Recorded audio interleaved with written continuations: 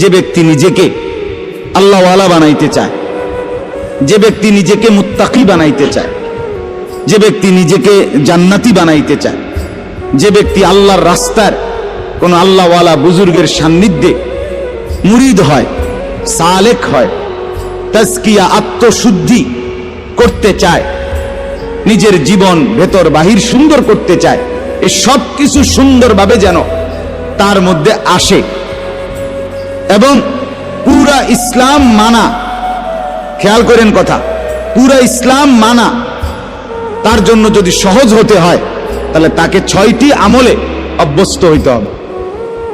কয়টি আমলে? আবার বলেন, কয়টি আমলে?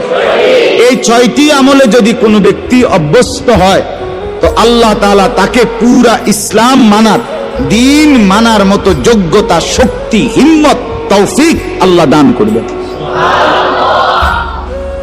ইমানের 77 শাখা আল্লাহ নবী সাল্লাল্লাহু আলাইহি ওয়াসাল্লাম বলেছেন, এই পুরা ঈমান অতি অল্প সময়ে ধীরে ধীরে তার মধ্যে আত্মস্থ হবে, আসবে। হযরতের মূল ফিকির এটা।